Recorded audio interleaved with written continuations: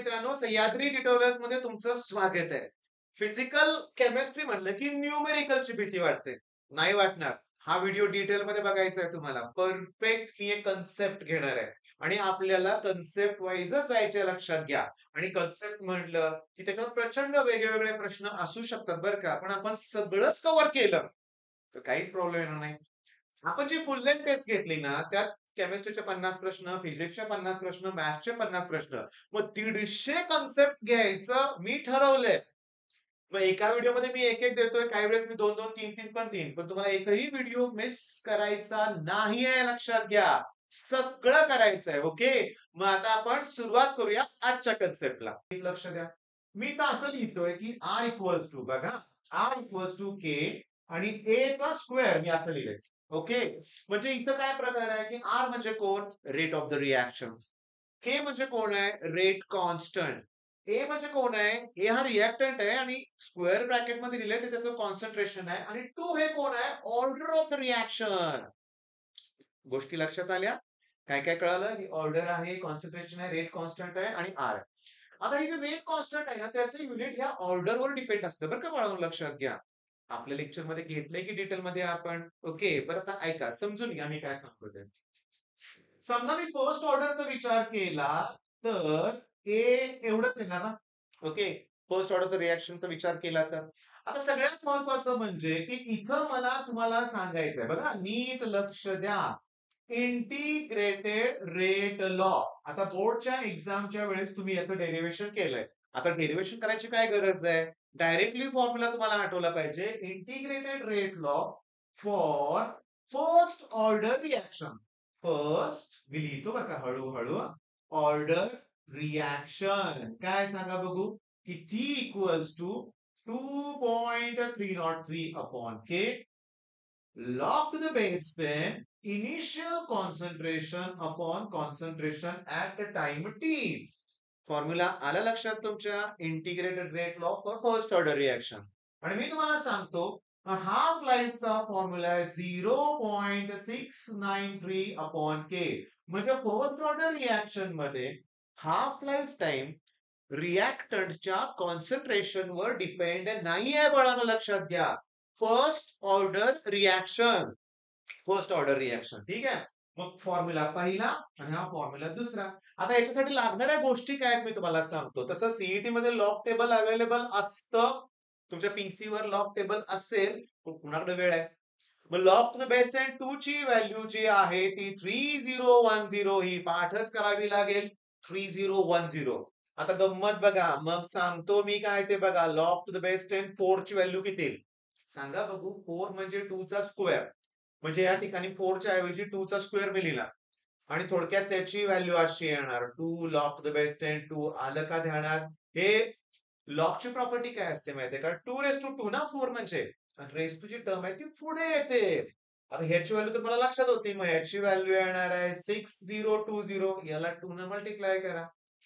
तसंच log to the base 10 8 पाहिजे असेल. 8 हा 2 चा क्यूब आहे. म्हणजे याला 3 न मल्टिप्लाय करा. मग 9030 येईल याची व्हॅल्यू. मग तुम्ही काय करा, लॉग टू द बेस 10 3 ची व्हॅल्यू लक्षात ठेवा. मग लॉग टू द बेस 10 9 ची व्हॅल्यू पाहिजे असेल तर त्याला 2 न मल्टिप्लाय करा. कारण 9 हा 3 चा स्क्वेअर आहे.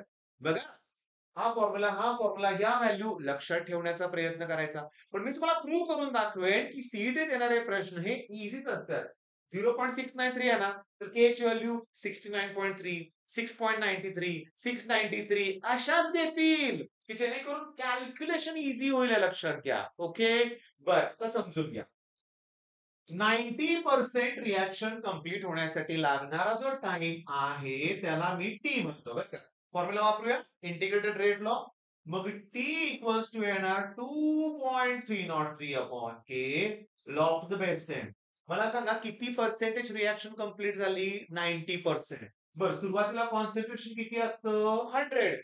कुठल्याही रिएक्शन मध्ये सुरुवातीला कॉन्सन्ट्रेशन 100%च येणार. 90% कंप्लीट, पण रिमेनिंग किती? 10. 0 ला 0 करा, कॅन्सल. आणि लॉगची प्रॉपर्टी काय?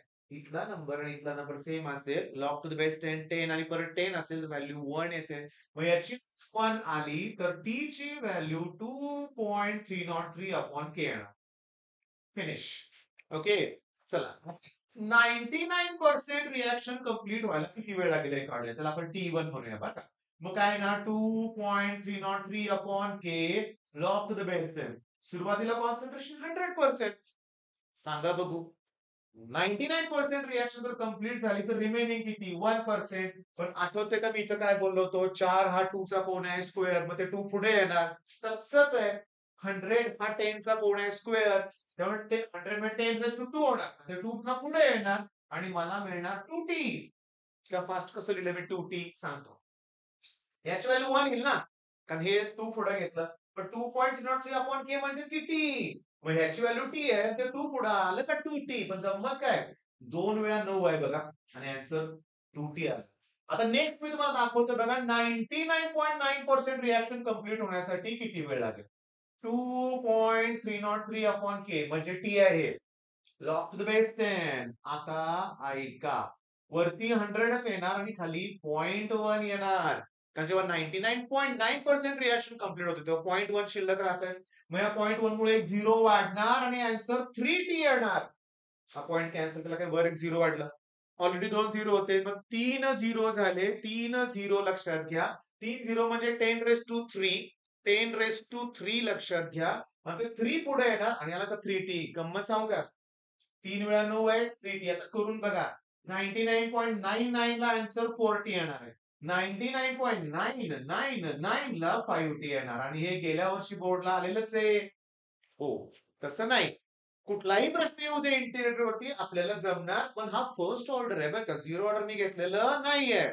चला आता पटकन आपण जाऊया आपल्या टेस्ट मधल्या क्वेश्चन नंबर 55 वर. बघा, हाफ लाईफ इज 6.93 मिनिट. आलं का हाफ लाईफ. मग मी तुम्हाला सांगतो, हाफ लाईफचा फॉर्म्युला 0.693 अपॉन के.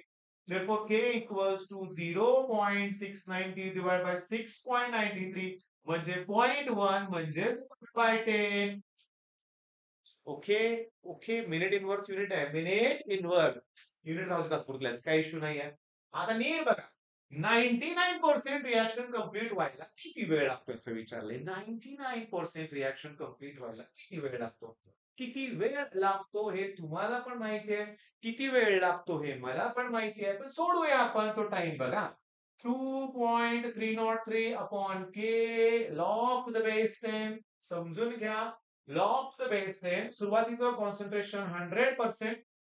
बघा, आणि 99% कंप्लीट झाल्याचा तो 1% शिल्लक. समजून घ्या, 100 म्हणजे 2 चा स्क्वेअर, ते 2 पुढे येणार आणि इथं 4.606 येणार, प्रत्येकाला 2 न मल्टिप्लाय केलं. के ची व्हॅल्यू आहे 1/10 आणि लॉग टू द बेस 10. 10 ची व्हॅल्यू 1. याची व्हॅल्यू 1 जाऊ दे, हे 10 वर येणार 46. किती पटकन झालं ना, नाही वेळ लागत या प्रश्नांना. आता होमवर्क देतोय, होमवर्क ऑफलाईनच्या मुलांकडून तर बदलून करून घेणार आहे होमवर्क. तुम्हाला काय सांगतोय बघा, होमवर्क, तो होमवर्क आहे फर्स्ट ऑर्डर रिॲक्शनचे प्रॉब्लेम शोधा, करा.